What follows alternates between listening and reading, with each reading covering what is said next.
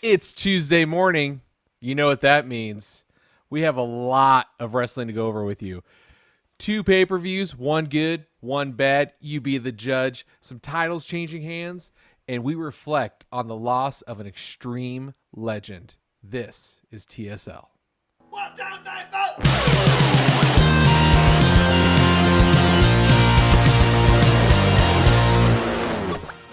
And welcome back to Total Spotfest Live. I am JJ Brownlee. With me by my side, as he is almost every time, is my illustrious co-host, Mr. Jamie Faulkner. Hakuna Matata. And we are joined once again, back from running the errands, our own little, I can't think of anything funny to say. It's the freaking young boy, ninth wonder of the world, Nick. What's up, guys? Glad to be back. Didn't even give you the chance to make up a witty return. It's all good, man. But, It's all good. Let's roll. We're glad to have you back. No, we really are. We really are. Actually, yes. We missed you, Nicholas. We did I miss missed you. you too. Well, it's good because we got Nick's back tonight. He's going to give you guys a segment too. Ooh, look out for that. But thank you for joining us. This is Total Spotfest Live.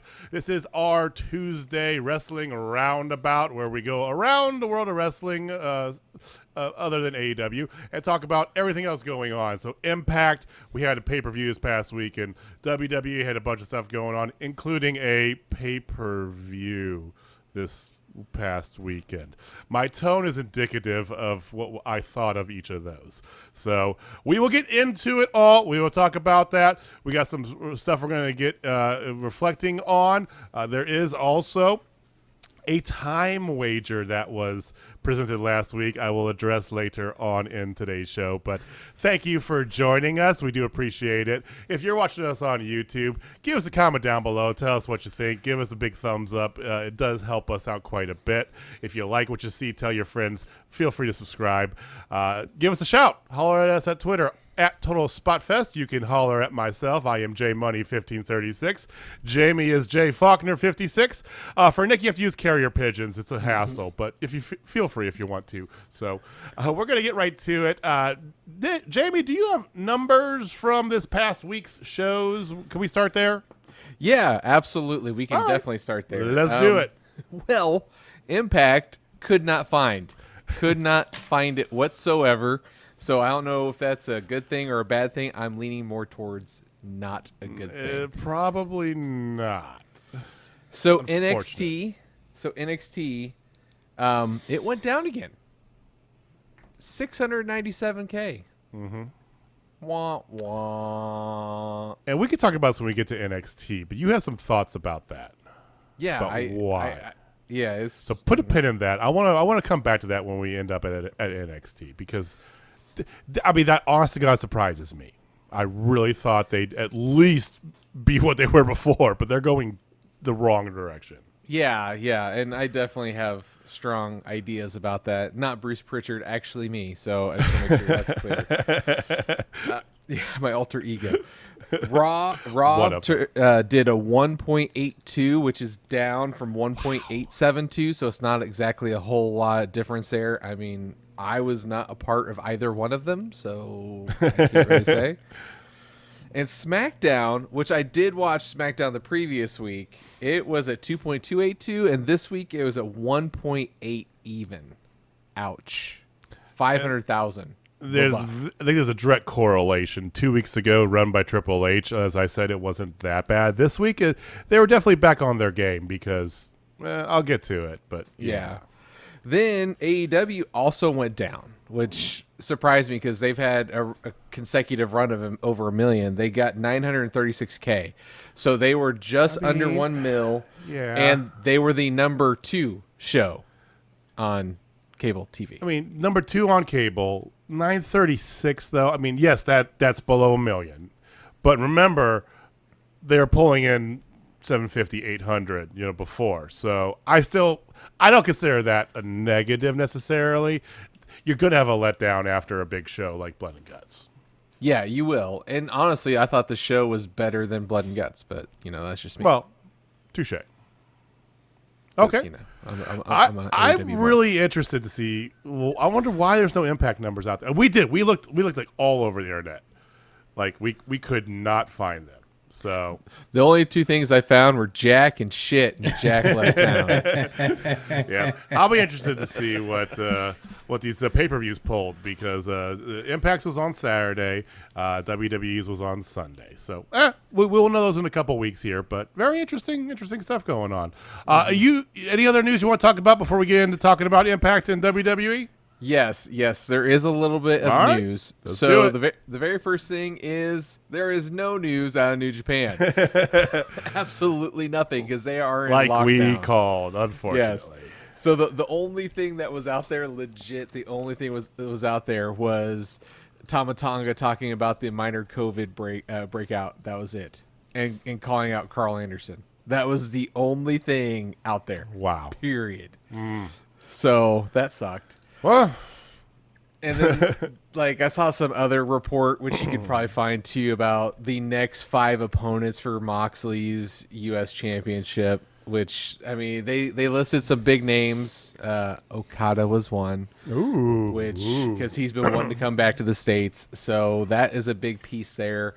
The other bit of news that I had was there is a bit of infighting reporting, and it's actually causing some of the higher profile free agents that are out there not to want to come to AEW because there's fighting between the EVPs, and the report is right now that they're not even on speaking terms, which if you watch Being the Elite, that makes a whole hell of a lot of sense. Yeah, it really does. I mean, the report I read said one person, a person who would be a quote-unquote game changer. Did you have multiple reports on that? It was just one, and it Just was a the big one. Okay, all right. That's the same thing I read then, too. And of course, the speculation was, who is it? Is it Joe? Is it Daniel Bryan or Daniel Bryan Bryan. Danielson? I'm sorry. You know, like, who is it? It's definitely somebody of a higher game changer level that's hesitant because of that. That's a big deal to me. Like, I love AEW and I love the product, but you can definitely tell there's two different types of products that you watch when you watch it. Like, there's two different things. You have they have one side, I'm not going to name names, I think we can all figure this out, who wants to bring up people, build them up, and, you know, develop this big pool of great talent.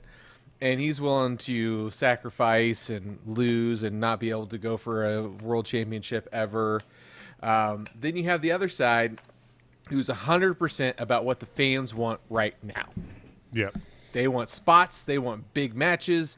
They want all of that. And there's that infighting right there, because they're like, oh, I want to do this. Oh, I want to do this. And now there's nothing there. Obviously, the fighting is between the Young Bucks and Cody. Yeah.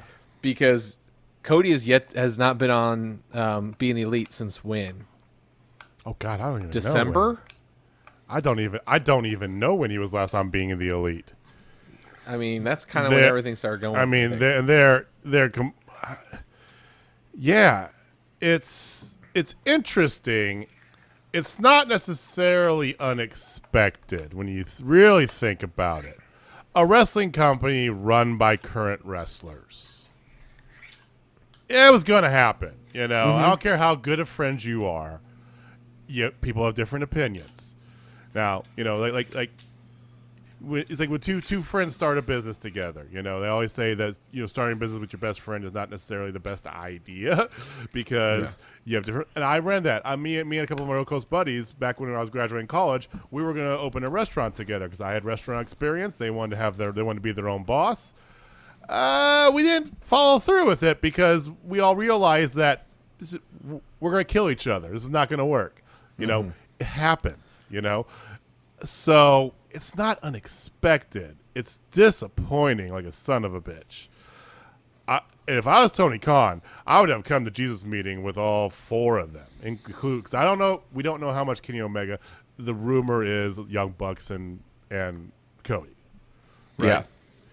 I'll pull all 4 of them in the room though and be like, listen, motherfuckers. I pay for this. This is my money.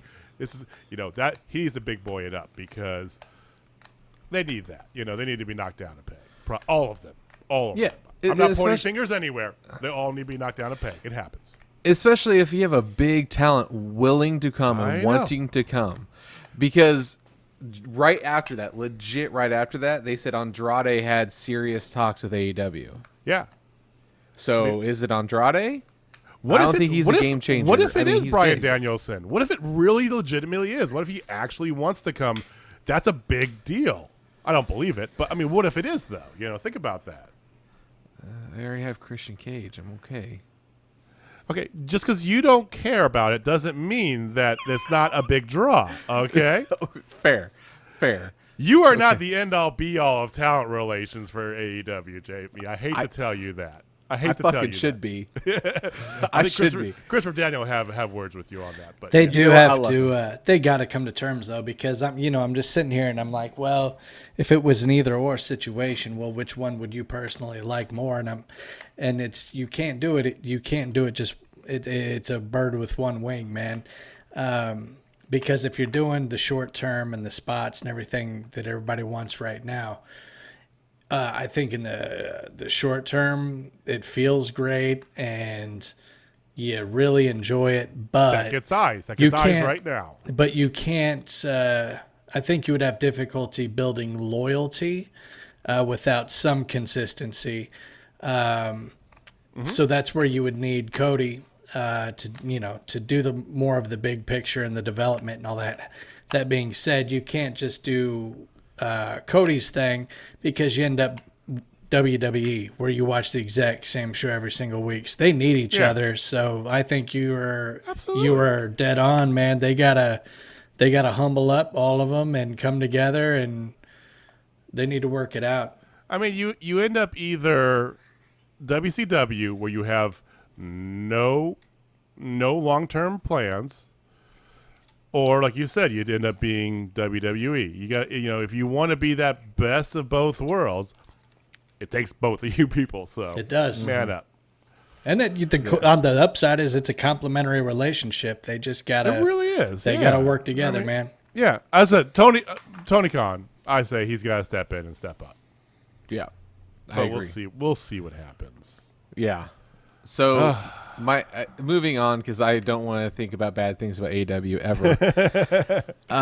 We did lose an ECW original this weekend, and it saddened me. Actually, it happened on my daughter's 18th birthday on the 14th, and we lost New Jack, and that honestly for me, that's a big loss. Yeah, like I used to watch ECW all the time back in the day, and like every time he spoke, it was bleeped so much. It was so amazing, and the guy was real. His matches were crazy. He would be sorely missed. And one of the touching things was, like, of course, the wrestling community just went nuts about it. But then at WWE Backlash, Mr. Paul Heyman did a touching. Very, very touching. You can tell he's fighting back tears, but he did a tribute to him, and I really appreciate it. So yeah, I mean that was the best because Paul, as you know, was ECW. So I was never a big ECW guy, but it definitely sucks when you lose somebody that recognizable and that for any company. So rest in peace, you Jack.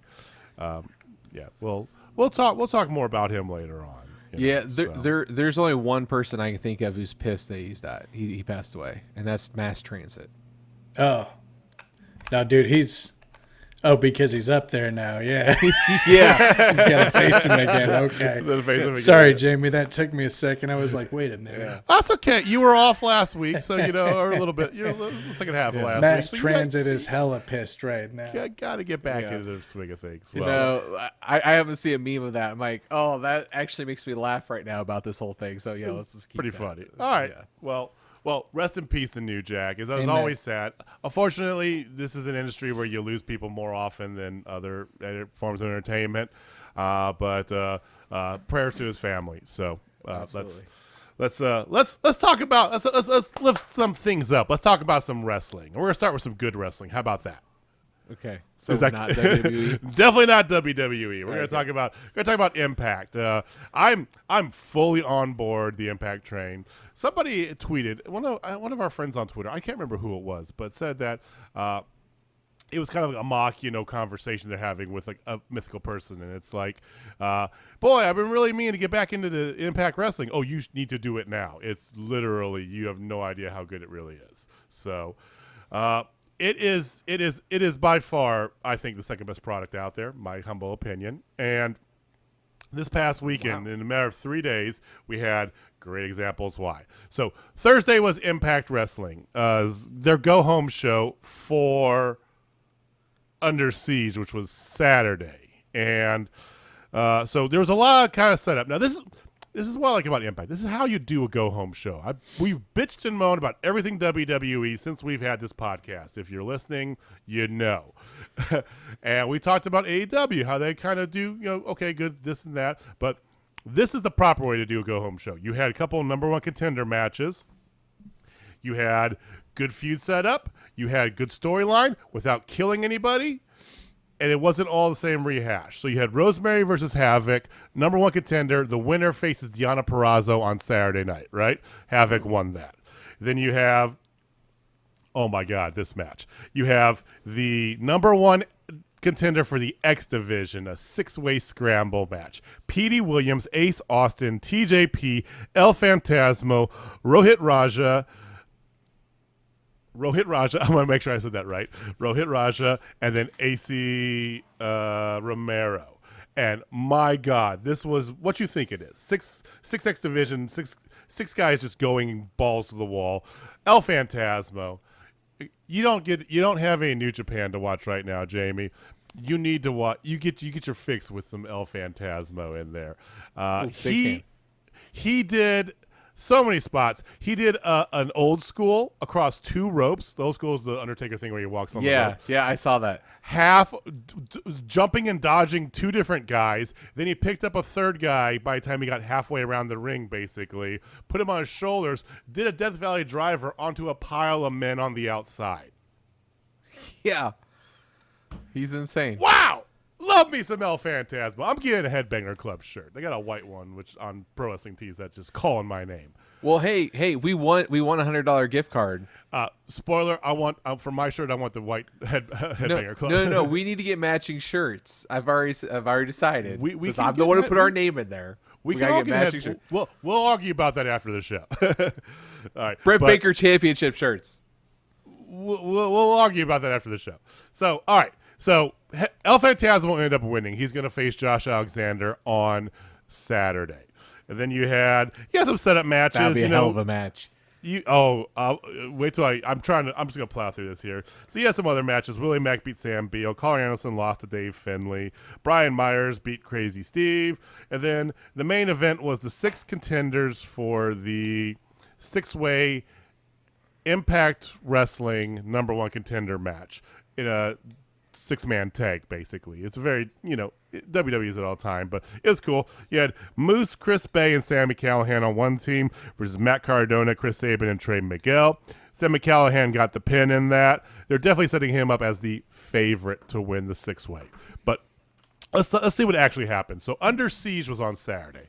This was a phenomenal pay-per-view. For those of you wondering, you can get it for like $10 on Fight TV. It is not the same type of pay-per-view as ordering, AEW. AEW is like more traditional. It's like, what, $30-$40, something like that. And, of course, WWE, you have to sign up for frickin' Peacock.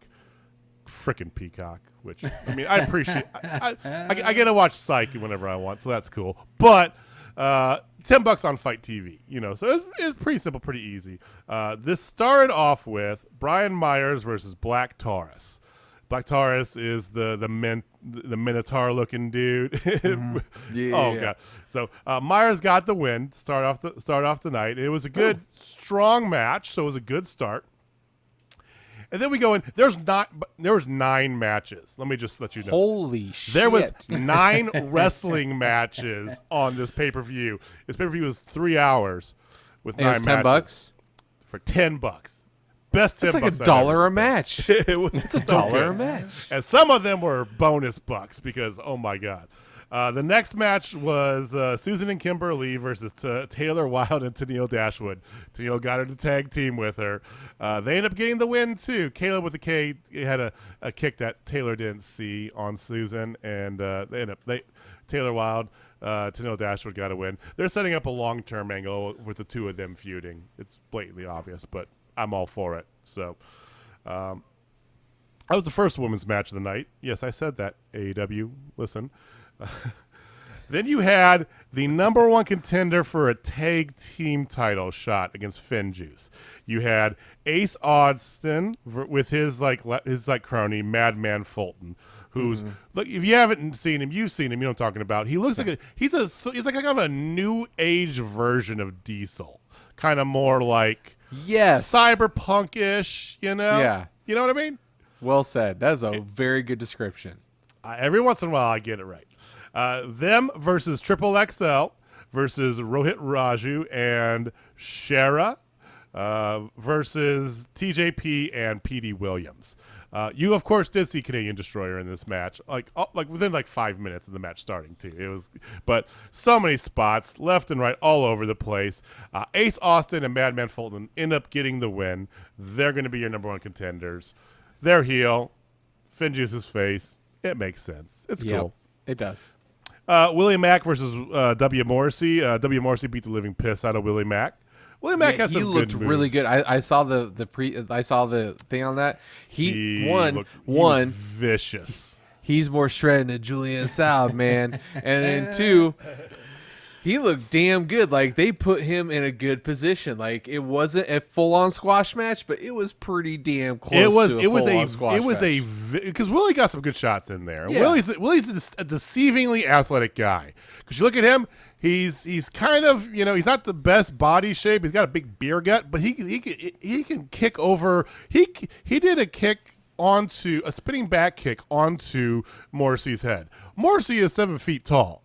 Mm-hmm. It's he's got good skill, but anyway, he sold it well too. And yeah, Morrissey was just vicious. He was just going after the back of his head, and just you thought they were going to call the match a few times because it looked great. Well, he got the win, and then afterwards, Rich Swann came out because he's buddies with Willie Mack. So there's your new feud: Rich Swann versus W. Morrissey. I'm all for that. That's going to be nice. I just pray to God that they don't want to do a tag team match and gets to select a partner of his choosing. That we get the Trash Talker Skywalker. He from what I've heard, he's not a package deal. It's definitely not. He's playing this whole lone wolf thing anyway. So we'll see. So after that, you had another women's match. You had Fire and Flavor going up against your champions who won at Rebellion, Jordan Grace and Rachel Ellering, for the women's tag team titles. This was a very good rematch, very good back and forth match. I thought this match was better than the last one they had. Oh, really? I did. I thought it had better pace to it. It flowed a little better, and Fire and Flavor are your new 2-time women's tag team champs. Yep, they lasted one pay-per-view. Jordan Grace. 2 weeks. Unfortunately, yes. Yes. Does Impact always have their pay-per-views that quickly in succession? No, they usually have them once a month, and I don't know why they had an extra one thrown in there. I'm not mad. I was just curious. They've been doing them every 2 weeks. They've been doing something like every 2 weeks. Well, it seems like for a while. Maybe. Their next one is on the 20th of June, which is about a month away. That's Slammiversary, isn't it? Slammiversary is in July. Oh, yeah. Which we need to talk about that. Oh, yeah. They made the announcement that Slammiversary is going to be July 17th. Did you see the video package? Okay. I did, and they also did this last year, too. Because they had everybody that was released from WWE they had on the video package, including Rockstar Spud, including a bunch of other people. Yes, this video starts off, gives you a bunch of flash of people who aren't in Impact Wrestling. First one is Samoa Joe, and so on and so forth. Yeah, Mickey James. They give a Mexico flag for Andrade. They do it. it's a big tease because they were in Impact at one point in time. That's why they did it, and so they have the rights. But I don't know. We'll see. There's gonna be. It's July 17th, so that's right there. There's gonna be somebody from this class of WWE. That's gonna be their first day available. Announced. Or 2 days after their no competes on. Yep. So there's gonna be somebody. At least one of those people is probably gonna be on there. Somebody. Who knows? Maybe the Iconics. Maybe Joe. Maybe Mickey James. Probably none of the above. That I used to know. So anyway, they made that announcement, during everything going on. And then your next match was just raging hard on if you like good matches, because it was Josh Alexander, El Phantasmo for the X Division title. Oh my God. This match. Give this fucking match. Yes.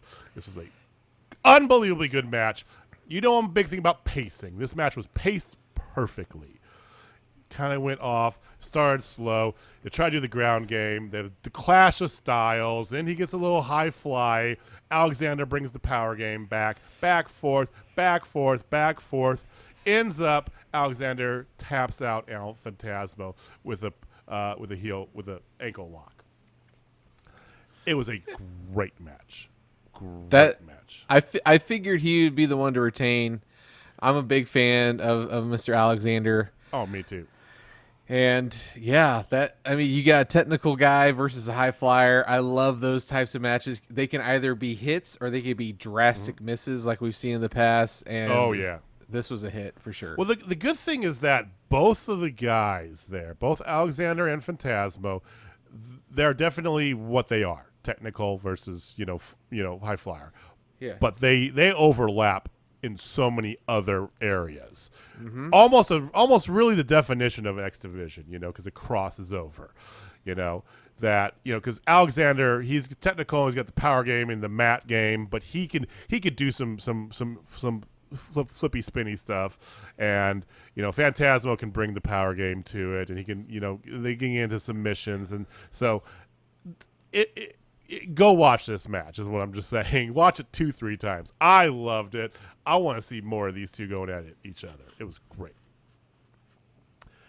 So then you had your third women's match of the night. Three women's matches in a pay-per-view. Just saying. Havoc, Deonna Purrazzo for the Knockouts title. Deonna Purrazzo ended up retaining. Not really a big surprise. Havoc kind of came out of nowhere for this. The reality is I really look at Taylor Wilde being the next Slammiversary stuff. I think that's going to be Taylor Wilde versus Deonna Purrazzo. I think Taylor Wilde will take it off of her at Slammiversary. That's my prediction, but we shall see.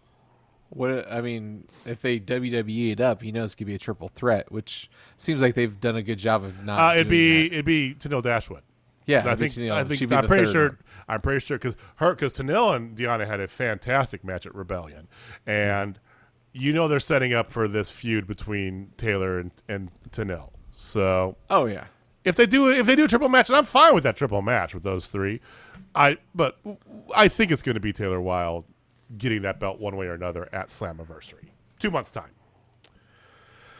Then you had Finn Juice and Eddie Edwards. They beat Good Brothers and Kenny Omega. Yes, Kenny Omega lost. He didn't take the pin. Eddie Edwards pinned Carl Anderson. Whatever. This match was really just more filler. I felt, because you had to get Kenny Omega out there a little bit, and it's whatever. Then you had, and this surprised me because this was not a very long match, but it was the 6-way number 1 contender match for the Impact title. Moose, Sami Callihan, Chris Sabin, Chris Bay, Matt Cardona, Trey Miguel. It was only about a 15-minute match, and that really surprised the crap out of me. Can I make a prediction? Because I don't know the answer to this. Sami Callihan won, yeah? Well, let's talk about it. So they were setting up Sami Callihan as the favorite. And if you heard last week, I said my prediction is either going to be Sami Callihan or Moose because of the two guys who had interactions with Don Callis, before. So Sami Callihan was on this perch. He had a promo in the beginning of the night, like one of those like little like kind of hacker-esque promos that he does. So and he was getting into it. So this match was great, by the way. Chris Bay and Trey Miguel had times where they teamed up. They did double flying backflips over the rope, or Fosbury flop backflips over the rope onto the rest of the field, and then they just went at each other. I mean, I want to see those two go at each other. It is unbelievable. Action was great back and forth. Cardona looked great. Moose looked like a stud. They were setting up Callahan. So came down to the end. Callahan against Cardona. No, Sabin. I think it was Sabin in the ring. And he's getting ready to do his package pile driver. It's the same kind of pile driver that Pentagon does. Very similar package pile driver. He calls it the thumbs up, thumbs down. So he goes thumbs up, thumbs, and then gets pulled out of the ring by the Good Brothers, and they beat the crap out of him. Nice. Here comes Moose. Moose obliterates Chris Sabin. I mean, obliterates him. 1, 2, 3. Moose is your number one contender. He ends the show saying, Kenny Omega, I'm coming to take the title back for us. For not me, for us. Nice. So he's pulling the company man job. His contract expires next month, but we'll see. It's Moose is your number one contender. But they're definitely leaving that door open for Sami Callihan with the whole Good Brothers, pulling out bit. So yeah, now I see a triple threat for sure with that. Well, I think it's triple threat. I think it's also hedging your bets, just in case Moose does sign that lucrative WWE contract that's been rumored to be floating around. So, yeah, he's more shredded than Julian Sal. that's two shredded you guys got in one show. All right, Guy so tips. so to put a bow on this here. If I know you guys didn't watch either pay-per-view this weekend, neither one of you. If you're going to go back and watch one, watch this. And it's well worth it. If nothing else, watch El Phantasmo, Josh Alexander. Anybody out there is listening, if you watch this pay-per-view, give me a comment down below. Tweet me. Give us a tweet at Total Spotfest. Let me know what you thought. I thought it was great. Overall, I'm going to give it a squash fest. I'm going to give it right in the middle. Just because... I mean, it didn't knock everything out of the park, and I tried to be a little more conservative on my ratings as I go with these here. El Phantasmo Alexander was great. The main event was good for what it was, but it was short, like I said. If it was about like a 30-minute match, it would have definitely got Spotfest for me. 3 women's matches, love to see them. They were all pretty good. The Fire and Flavor versus Jordan Grace and Ellering was a really good match, I felt. The other 2 were just, okay. So... overall, squash fest. So that was Impact for the week. Cool. All right. It sounded pretty awesome. It is. You should go back and check it out a little bit. Maybe get it. Dude, well, I'm telling you, watched a little. Impact. I have watched some Impact, and I gotta be honest with you, man. With the enthusiasm that you speak about it's justified. I have enjoyed every episode that I've watched thus far. There's still some rough bits and some cheesy parts and a few, some talent that's like whatever, but still though, it's a much better product than a lot of that's out there. I thoroughly enjoy it. So you did say something that caught me a little off guard when you said it's the second best product out there, and that is a bold statement. It's a bold statement, Cotton. Bold statement. It is a bold statement because I have long been of the assertion that NXT is the number 2 product, right? And they're my number 4. Oh, that's going down with a thing. Well, first of all, I don't watch. Okay, for the record, I don't watch as much New Japan as I should, so I can't really put them in that. That's my 2 ranking. So I have AEW, then I have Impact, then I have NXT, and let's talk about NXT for this past week to kind of explain why. Do we have to? We do. Actually, NXT wasn't that bad. I just don't want to talk about the other stuff. Can we not talk about the other stuff? We're gonna talk about it. We're not gonna spend a lot of time, but we are gonna talk about it. Okay. All right. So NXT, you made the comment about their ratings, about how they're going down. Why don't you tell people why you believe that is? You told me this last Friday, and I think it's a great point. So I have been watching NXT for a long time, and here's the thing. Right now, what's their main event men? Dude, you got Karrion Kross and Kyle O'Reilly, you Pete got the Dunne, Finn dumb Balor version of Kyle O'Reilly. somewhere. Yeah, cool Kyle. Okay, so you have Cool Kyle, Pete Dunne, Finn Balor, sort of, and Karrion Kross. So I really think that their top level men is not as strong as it once was when it was dominating. It definitely is not. It's blatantly obvious that it's not. Because they've had a run of great men, like starting back with Seth Rollins and all them, like when he was the top of the food chain. And then you had Andrade, then you had Kevin Owens, you had Drew McIntyre. Like you had all Samoa Joe, you had all these big heavy draws for NXT, and now you have Cool Kyle. Dude, he's stupid. I don't mean that in a personal way. I don't like his gimmick. Karrion Kross from the beginning for me personally, has had no appeal whatsoever. He's underwhelming as hell. Oh because my god, dude! He's got a terrible finisher. I think that has a lot to do with it. I really do, and I think that's his petty of me. We've only seen him in NXT in the post-COVID world. That's an interesting point. At most 25, 30 people in the building, right? Yeah. I have no idea. See, there's part of that. Maybe the rest of the NXT universe hates him. And that could be an angle they played if you had a crowd booing him every week or vice versa. Yeah. But we literally have to go with whatever the hell Triple H, Shawn Michaels, and whoever else because... Yeah, to me, he's just boring. Yeah, and honestly, other than their women's division and even their women's division, their top level draws are not there. Yeah, even Raquel Gonzalez is gone, and Io's not there. Yeah, Candice LeRae's a tag champ. It's a secondary title. But Raquel, okay, I like Raquel. She's young. She's not ready to carry the mantle like they had. They had Rhea Ripley. They had Io Shirai.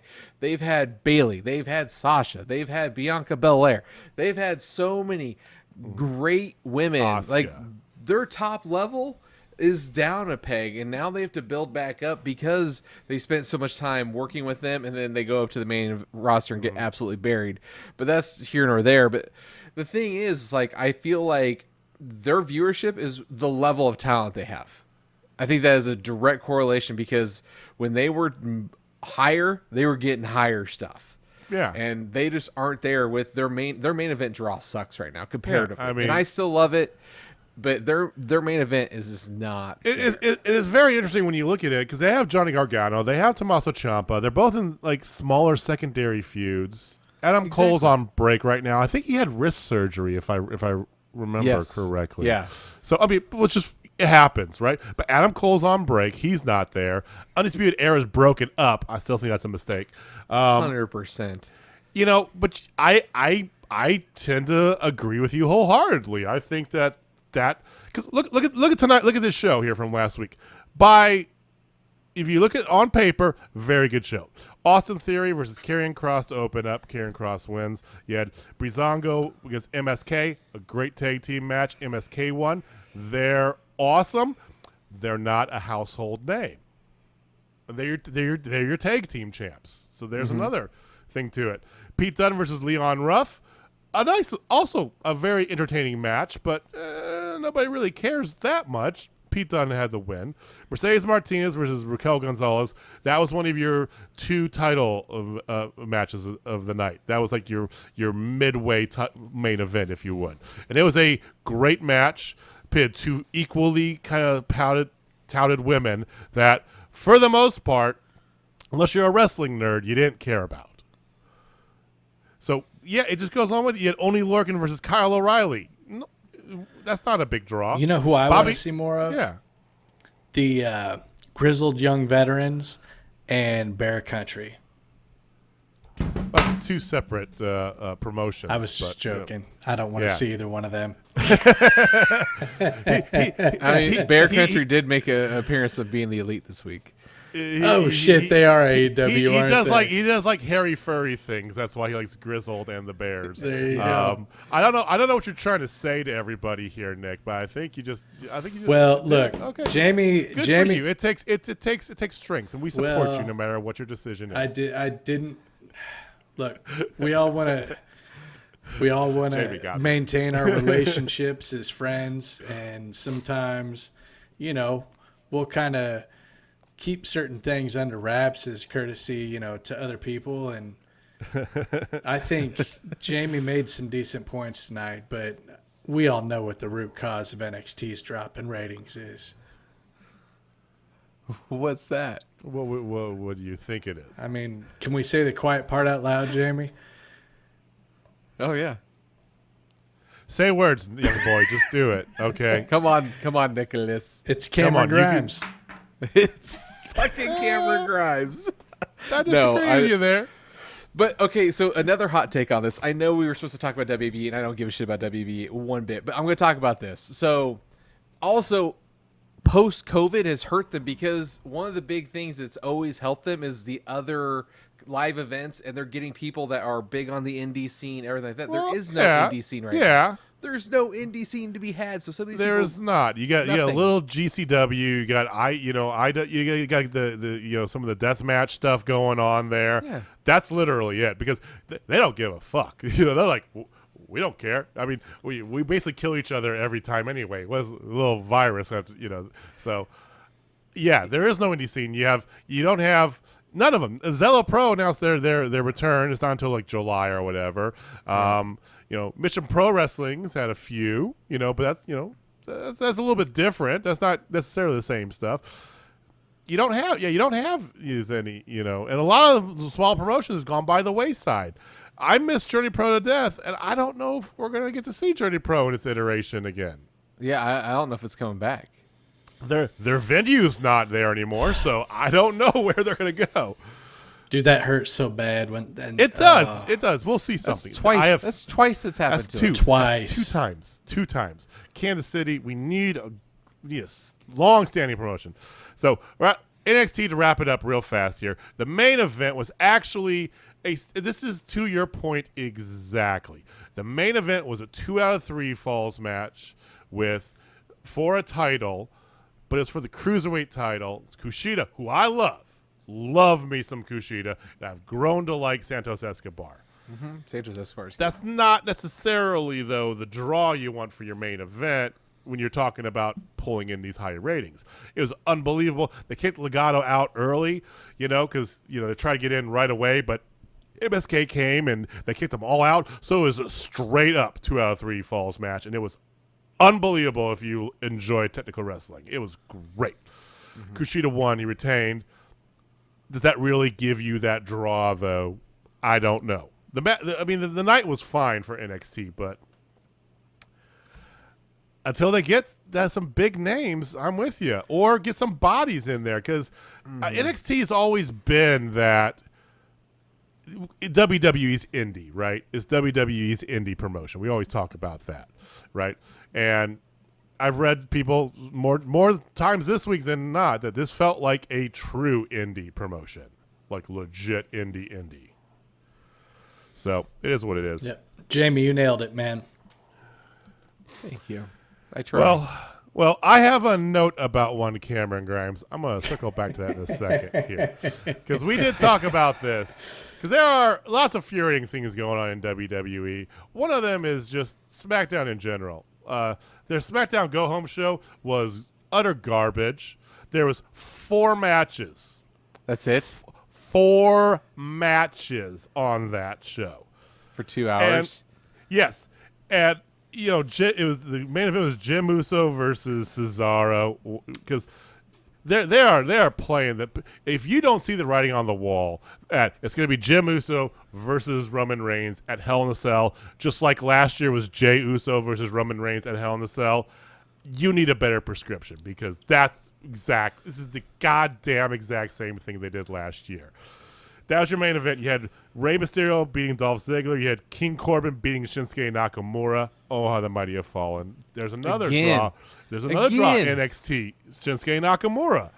Remember when they signed Shinsuke in NXT? How hyped we're like, oh my god, how? That's right. We were just like beside ourselves, right? Yeah, and then he went to the main roster and it was a house on fire in the main roster. Got the Royal Rumble nothing. right away, and then the dream match, right? Him and AJ. Yeah, And it was and then just straight down after that. Just Yeah, it straight was the fuck hell. down. The other match was one of the title matches for the week. So it was Natalya and Tamina versus Nia Jax and Shayna Baszler. I'll talk about Reggie in a second here. That's the other half of our time equation we mentioned. Sidebar, he was only out there for mere seconds before being thrown out by the ref. So that didn't help his cause. But at the end of the day, new women's tag team champs, Tamina, Natalya. Can't be the Riot Squad because fuck JJ apparently. Hey Ruby, that's your go home show. So that was their go home show. Most of it was Roman Reigns. It was just bad. It was bad all over. Hold on, they won the tag champs on SmackDown and not the pay-per-view. Oh yeah, there was no women's tag match on the pay per view. No, That's ridiculous. It is. there was several. No sense. Yes, No sense. I know. I agree. That's what they did. Even Bruce Because- Pritchard's shaking his head. Yeah, it's so that was your go home. That was your preparation for Backlash. Then Backlash happened. And here's the infuriating thing about Backlash. There actually were decent matches in this pay-per-view. Unbelievably enough, there was 2 or 3 matches that, as a wrestling match, was pretty damn good. The first one being one of them. I know you don't want to hear this, but Charlotte, Rhea Ripley, and Asuka was actually a pretty damn good match. It was. I would figure that one to be a damn good match because you have Asuka and Rhea Ripley and Charlotte. Charlotte's good. They're all good. Charlotte is good. No matter how, I know and you have to have fun with the Bruce Pritchard. I get that, but she is legitimately a good wrestler, and this was a legitimately good match. Won by, of course, Rhea Ripley. Hey, we don't talk about the winner because we can't say it too loud or we might get sued. Well, that's okay. Remember, you have the night after. You have Raw after to whatever. But Rhea Ripley won on Backlash. Oh, so. we don't talk about Raw either. You're spoiling. Okay. So that was your first match. Then you had a title change thereafter. The Mysterios are your new SmackDown Tag Team Champions. They beat Bobby Roode and Dolph Ziggler. Wow. Poor Bobby Roode. There's another one from fucking NXT, right? Okay, anyway. Glorious. This is one of the best intros. Dude, those were good times, When he had like the man. giant, remember he came down the giant fucking stage from that was okay. All right. Then you had perhaps one of the stupidest things I think I've ever seen. I mean, okay. We have seen them pull some stupid zombie shit before, right? Well, Yeah, this next match was literally a 15-minute promo for Zack Snyder's Army of the Dead. It's the lumberjack match with The Miz and Damian Priest, and the lumberjacks were zombies. Like, literally, there's about 40 people around the ring, full zombie regalia. Not like when they had Halloween Havoc and Dexter Lumis called a couple zombies out of nowhere to scare Johnny Gargano. Like, that was cool. This was not. This was so. Damian Priest gets the win, and then the zombies come in the ring and pretty much eat the Miz. So the Miz is dead now. And Thank God. as Priest, this is how fucking stupid it is. As Priest leaves, he just leaves the man to be eaten by zombies. Like, oh, fuck him. And then he leaves, and he pulls his arrow back and shoots it up at the kind of the Titantron above the ring. It doesn't he does that. It puts his name in fire, right? Nope. Army of the Dead. It's like, wow, Vince, you fucking did it again. So. Bianca beat Bayley to retain. Lashley beat McIntyre and Strowman to retain. And then the last match was arguably a damn good wrestling match. I just didn't care because I knew that Roman was going to beat Cesaro. Yeah. And he did. And afterwards, Jay comes and beats up Cesaro. And then Seth Rollins comes and beats up Cesaro more. Yeah, that's a weird thing. I guess they're trying to set that up. Again, I thought we already had that. Try to set it up. They've been fucking going on. Yeah, I don't get it. But the only highlight I saw was on WWE on Instagram when one of the backstage people was trying to interview Roman.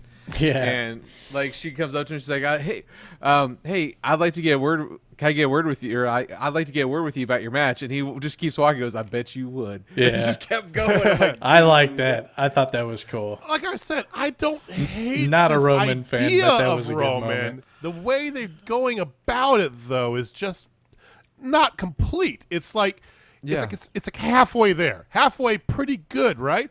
He's just got this. Even the way he's dealing with Jim he's condescending and kind of that big brothery, like F you. But then they follow through with the same freaking argument that they did a year ago with Jay. So it's like I said, I don't hate the Roman character. I think that's a good idea. Just follow through is lacking. Which, does that surprise you? It shouldn't. no. That was Backlash. I would actually give it, believe it or not, I would give it a snooze fest. Oh, that doesn't surprise me at all. Well, because I would usually give it a shit fest, but I would actually give it a snooze fest. I guess only that's because there was a couple decent matches in it, and whatever. So, but the zombies, the fucking zombies. So they followed up with then last night the Raw after Backlash, and this was just whatever. That AJ Styles was fighting against Elias. Okay, that doesn't make any sense. And then Angel Garza against Drew Gulak again for the stick a rose in an orifice match. Spoiler alert, Angel won. He stuck it in his mouth this time, so that was better, I guess. I don't know. Better than his asshole. It's definitely better than his asshole. Then you had Kofi. This was a New Day heavy show. I think they know what their good stuff is, and they're starting to realize it. Kofi versus Randy Orton. Kofi gets the win via distraction by Xavier Woods. And then after the match, Riddle shoves Xavier Woods. So he's not happy. So Riddle's turning heel-ish. I don't know. Whatever. Then you had the rematch from last Friday. So you had Natalya and Tamina versus Shayna and Nia Jax for the tag team titles. There was an Alexa's Playground earlier where she had Natalya and Tamina as her guests. Yes. I know, it's bad. During it, she mentioned about how she didn't like that Reggie guy. No context, just, okay, all of a sudden, Lily apparently, but Lily, her doll, didn't like Reggie. For one time, I can agree with Lily, okay? So, during the match, they're going off. I'm keeping, by the way, I have stopwatches going in NXT and both of these shows, and I will tell you the results after this about who had more airtime. Was it Reginald or was it Cameron Grimes? But at the end of the match, Reginald goes to get up onto the stairs to interfere like he always does, and Alexa had come out earlier and is just sitting there watching from the stands, right? And then at the post where Reginald's going up, there's the Kane Hellfire. Reggie falls back like he's blinded. That distracts Nia Jax because that's her fuckboy, and Shayna gets pinned. So, in the end of it all, Reginald, and here's what I did, just so you guys are aware. Because I went back and redid Cameron Grimes. I figured the best way to do it, he said screen time. So if that person was physically on the screen, started it, the second they moved away, stopped. Start, stop, start, stop, start, stop, start, stop. Fairest way I could do it. Reginald, for both shows, timed out 1 minute 19 seconds, 19.93, 1 minute 19.97 seconds. We were blessed to have those. Yeah. I wouldn't say that. Cameron Grimes, 1 minute, because he had a whole segment on thing. He basically was at an auction. He lost a house to the $1 Million Man. 1 minute 29.53 seconds. 10 seconds. In one less show, 10 seconds more. Cameron Grimes, to answer that question, you guys said, who gets more airtime? That's who they're pushing. It does Reginald, not Cameron. Well, you're fucking wrong. It's Cameron Grimes. So, Well, winner. hold on. Hold on. Let's just do a little math here. What, a minute 19 and a minute 29. That's hold on. pretty simple math.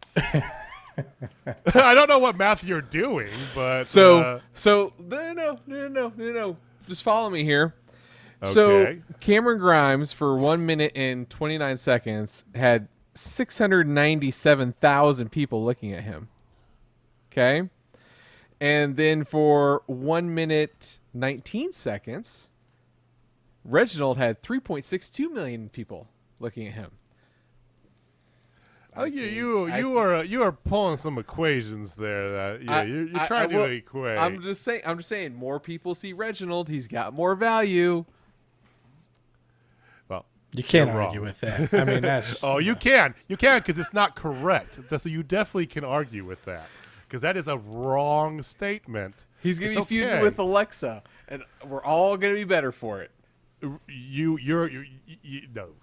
Don't sit here and tell people you're excited to see this Alexa Bliss and Reginald feud. I mean, it's I don't been watch building up for a WWE, while. We've been I waiting know for it. you don't even We- watch this shit. dude, You we've have been- your opinion is moot. Yours We've- too, young boy. Shut the fuck up. We've been anticipating this for some time, JJ, and finally, Neither of you finally watched we're gonna any get of that this. payoff. You guys have not watched WWE for at least a week. Hey. Either one of you. Hey, if Don't this even is tell. what's going on now, I might now. Like Well- for real, well, I want to here- see this. Here's what's That's interesting. main event The- quality. The next match is what you should have watched. oh Sheamus yeah, and Ricochet versus Ricochet in a legitimately good match. Ricochet, all the hits. Spanish fly off the top rope, standing shooting star press, springboard lion salt, all the good stuff.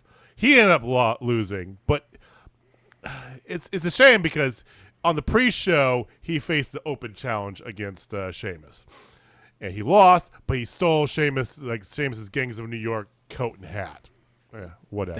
Thank you for all of us actually. I mean, but that kind of, so he wore it out to the ring tonight to mock Sheamus, and he looked good, of course, because he's Ricochet, But I fear that this is it for his push. He's back to catering, but 100%. if not, at least I got to see Ricochet in a wrestling match against a legitimately good opponent.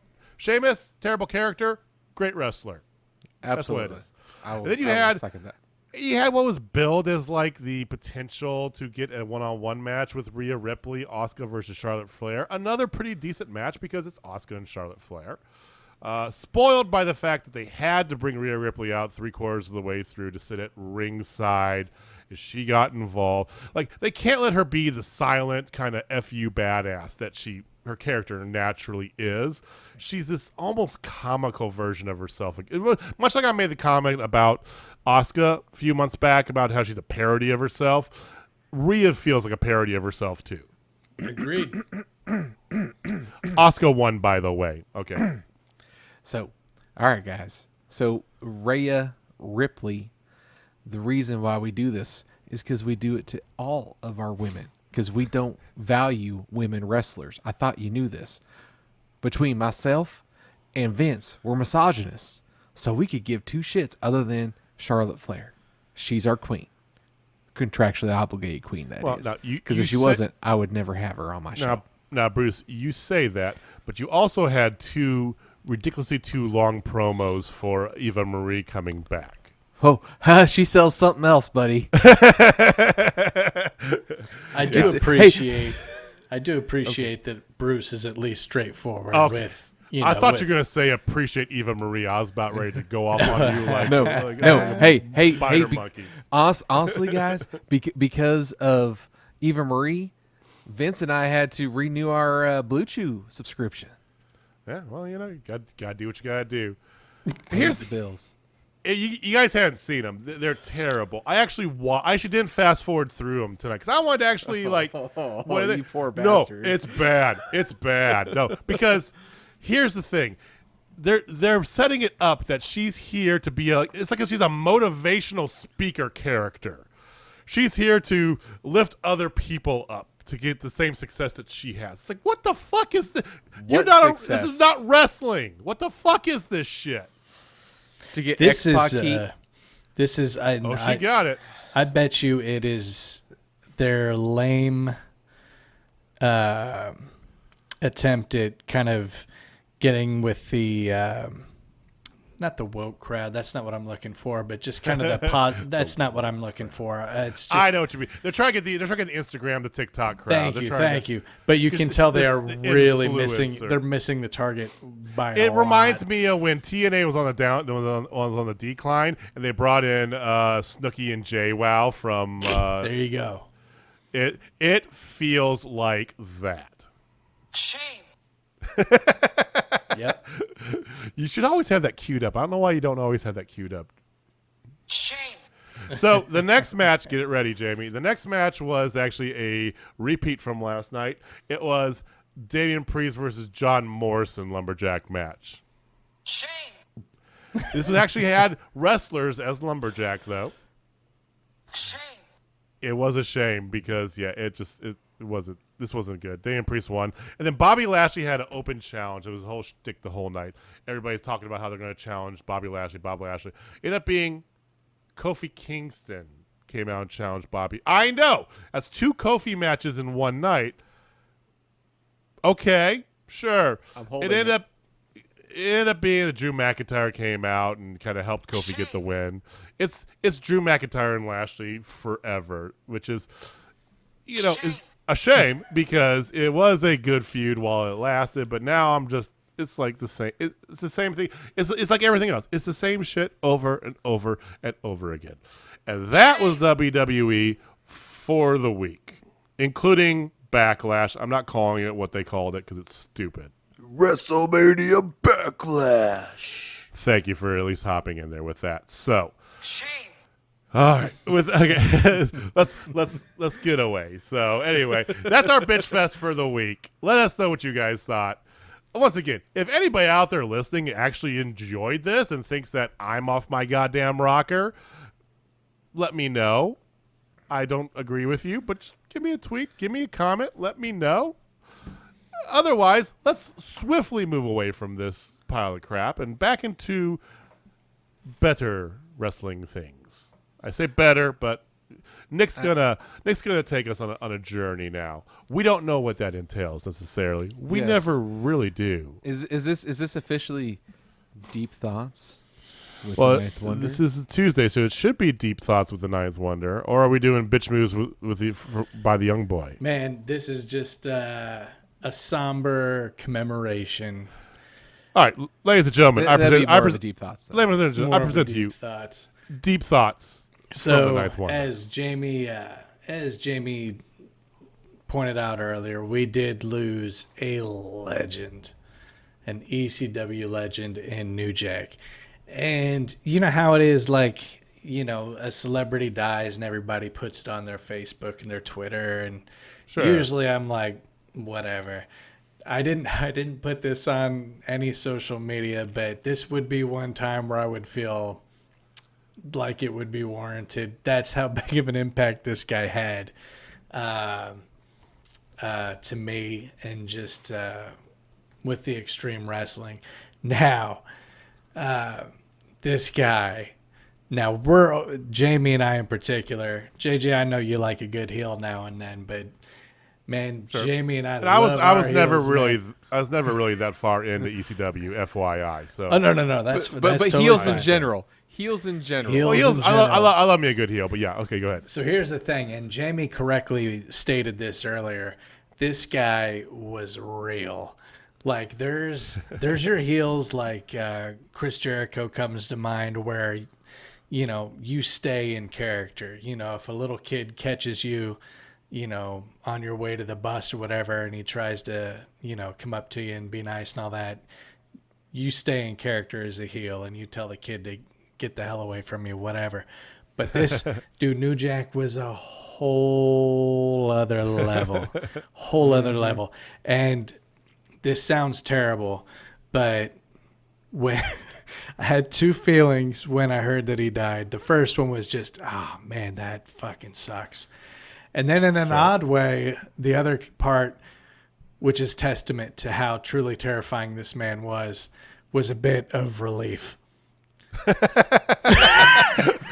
And I mean that sincerely. Wow. That Wow. is okay. Dang. Just Wow. boom. That is- okay. No, go, Dude, keep that going, is keep how going. fucking terrifying this guy was. Now, just to kick this off, okay? And this is serious stuff. I mean, this is a man who, as a young boy, witnessed his dad stab his mother several times, 5, 6, 7 times, and she lived through it. And then I think his dad died after that, but then he obviously had a very rough childhood. That was probably the worst of it, but still, beyond that, awful. But the man was admittedly a cocaine addict, and he was admittedly he was admittedly a criminal. But just to kind of set the tone. Now this is one of those things where we like our heels. We were talking about Roman Reigns just a little bit earlier, saying that, you know, a little snarky. Yeah, I bet you would. Like, that's what we consider heel stuff nowadays. You know what I mean? Right. Take yourselves back. If you're young bucks and you don't really remember this, imagine it being kind of the emotional charge that came about recently in the Chauvin trial. Now, for us, you guys, you remember probably when they carted in the TVs into your junior high school room when they were about ready to read the OJ verdict, right? Oh yeah. I mean, this was a big deal, right? It was a big, like, life stopped the day that they read the verdict. Crazy stuff. This dude, Jim Cornette had this guy in, I want to say it was Kentucky, and he said, "Look, this is an all-white crowd. Probably a lot of racists out there. I apologize for Kentucky. This was Jim Cornette, not me." And he said, "Go out there and piss these people off." So New Jack's like, "That's cool." So I quote, this is what New Jack said to the crowd for his promo time. "I'd like to send a special shout out to my homeboy OJ Simpson. Keep up the good work, baby. 2 less we got to worry about." Yeah. That is New Jack in a promo. That is New Jack in a promo. Wow. That's a New Jack promo. New Jack back in the day, like, and the funny thing is like, people were yelling the N-word at him, and he said, and I was getting the ER, not the A, and I knew I was doing a good job then. He was doing a good job like, by my getting the job- N-word thrown at him. That's because my job was a to get different heat. time, man. Oh, A man. different time. The only Wow. other The only other he's a one of a promo, kind. all of his promos were fantastic. And if you get a chance, check him out when he was a tag team partner with Mustafa. They were the Gangsters. Mustafa was scary as shit too, but so check those out. But one other promo thing he had was he was talking about how he was real, and he was not lying. He was absolutely real. But he was talking about how ECW turned him loose, and they said that it was okay to have convicts on a pay-per-view, like it was a new thing. And he's like, and he started talking about how Mike Tyson, he's like, yes, he goes, it's not like Mike Tyson where, you know, he got locked up and said he didn't do it. I got locked up, but I did do it. And like, again, like, He's like, I did that shit. I still remember that. Yeah. so those were his promos. But if Oh, man. just to go down memory lane real quick, because man, I love this guy. He is easily, he would be on my Mount Rushmore of professional wrestlers. That's the regard that I hold him in. Wow. But just to let you know how utterly terrifying this guy was, you've all probably heard of the mass transit incident. We touched on that earlier. Dude, mass transit was a giant of a guy, but he was a teenager. He was underage, 17. New Jack took a straight razor, like a Sweeney Todd, old school straight razor. Right. Took a straight razor to this guy's forehead, and it wasn't just to cut him a little bit to get some blood. I mean, he took it and sliced this kid's forehead to the point that he had a scar that basically looked like it never healed. And it did nerve damage to his face, all sorts of other stuff. And he did this in just like a little exhibition regional match. Piddly ass house show. But the reason he did it, so you get Go the ahead, reason go he did ahead. it was because he's all about the respect in the back. Yeah. Like, and so he's one of the guys, and this guy wasn't one of the guys, and he starts going, "Hey, we should do this. We should do this." He's like, "You're new. I don't know who the hell you are. You don't talk to me like that." So he's like, "Oh, I'm gonna get you out You there." go get him. Yeah, Get and him. then he gave him a receipt. It's like, but that was one hell of a receipt. So, and this is what he said, being interviewed about it afterwards. He said, "I ain't trying to kill him, but I wanted to go close to death." and then he followed up. No, I didn't kill him, this, though. no, this is. Then he followed that up with, "I hope that fat piece of shit bleeds to fucking death because I don't give a fuck." Yes. See, That's what a real. That's Oh that's my God, dude. actual heel. just watch his Beyond the Ring. His Beyond the Ring is right. And he was in the scaffolding match, right, where they had like So this mountain of I'm glad chairs you and brought that stuff. up. I'm glad you brought that up. too. Okay, all right. Because like this I is- said, like I said, I didn't watch a lot of ECW Oh my God. as So- it came out. I kind of so- caught up later on. As Jamie said a second ago, etiquette was huge with this guy. And if there was a breach of etiquette, you were going to pay for it. Well, this guy, Vic Grimes, huge guy. I think it was like a 400-pounder or something like that. What had happened was, I want to say it was a pay-per-view prior to the incident. They were not on top of scaffolding, but they were high up doing some Hardy Boys type stuff. And Vic Grimes basically dropped the ball and botched it, and it cracked open New Jack's skull, literally. Like it cracked his skull. So this pay-per-view, this was New Jack's chance to get him back. And dude, they got this full scaffolding, and I want to say they had a barbed wire ring. I can't remember. Does that sound right, Jamie? No, it The was regular just ring? It was very ring, but they had like a it was like a pyramid of chairs. Yes, or it was just a tables. big. It was Tables just or a chairs? big scaffolding Tables. and tables and all that. Well, dude, they get up on the scaffolding, and like if you've ever seen the Hell in a Cell where Undertaker throws Mankind off, like that was Yeah. rated G compared to this dude. New Jack is up there on top of the scaffolding. Now they're just supposed to be up there wrestling, right? Right. Dude, New Jack reaches into his pocket and pulls out a taser and just starts electrocuting this dude up on the scaffolding. And then he's electrocuting him, dude. And then he grabs him and throws him off the scaffolding. And this shit was 40, 50 feet in the air, dude. Throws him. Throws this. He doesn't hit the Dude, pile of we chairs. are not a talking table about him square throwing either. one of the Lucha Brothers off. We're talking about him throwing a 400-pound fat guy. He wasn't off of- that big, but still. Vic Grimes is a big dude, but Dude, yeah. He's a big dude. He's huge. like, he's 320, 330. Dude, yeah. threw him off this scaffolding, and this cat barely just kind of hits the edge of these tables and lands kind of in the ropes. So it breaks Bounces his fall off a the little ropes. bit, bounces. And then, The miracle. He's alive. and so this is what New Jack had to say about it after the fact. He says, "I wanted him to hit the floor. I just didn't throw him hard enough. I was trying to throw his ass." He said, "I was trying to throw his ass to the fucking floor."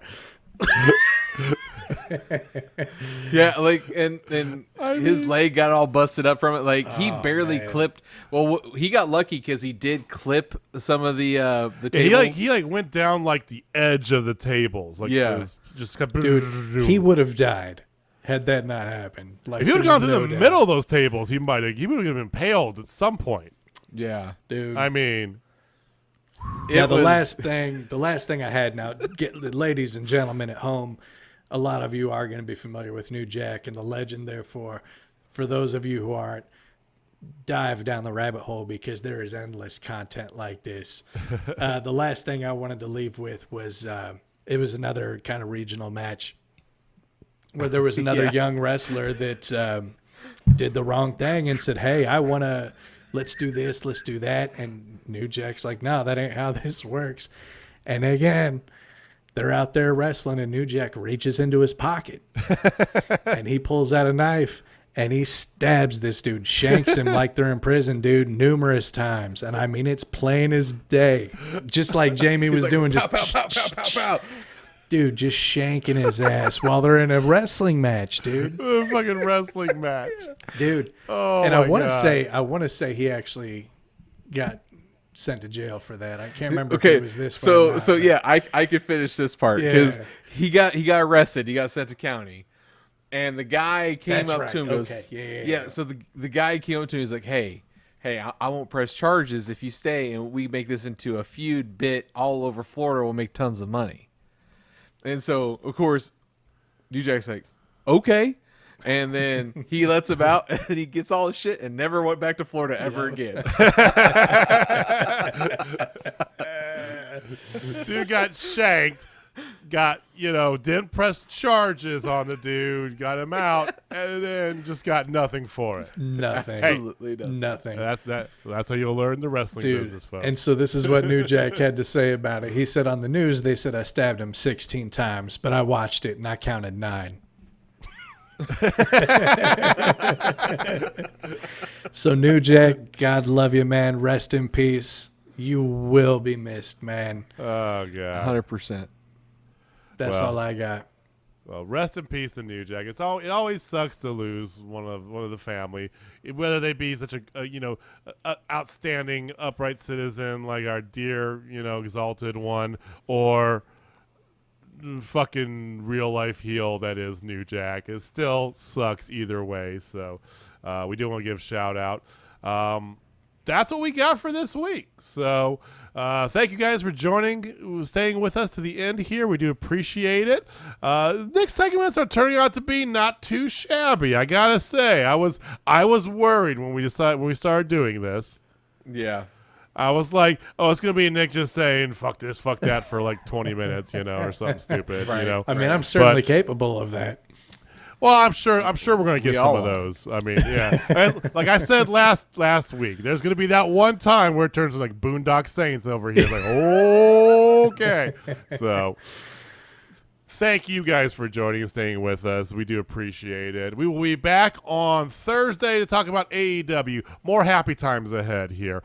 There's happy times in other places, Impact specifically, but we'll be back on Thursday to talk about AEW. Next Tuesday, we'll return as well to do our next week roundup. We don't have all the pay-per-views on it, and hopefully we get some news out of Japan. Maybe an hoping. idea about when they might have something. It's so weird. It's up in the air. It's up in the air. We don't really anyway. But we'll be back next Tuesday regardless with our roundabout. Check us out on Thursday if you like to hear us talk about AEW. And give us a subscribe. Give us a like. Give us a follow. If you like what you saw, you can hit us up at Twitter at Total Spotfest. I am at JMoney1536. JB is at JFaulkner56. Nick said he did social media, but he just lied to you earlier. He is not on social media. So just, write a letter that says boo and stick it in the mailbox, and who knows. I'll get it. But I want to thank you guys for joining us, and we will see you next time. Nick, why don't you say some words to the people? One of these days, maybe I'll be back on social media. We'll see. We'll see. We'll see about that. We'll see. I'll consider. All right, Jamie. All right, Jamie, take us home. All right, everybody. If you're not down with TSL, I got 5 words for you. Rest in peace, New Jack. All right, guys. See you next time. Peace.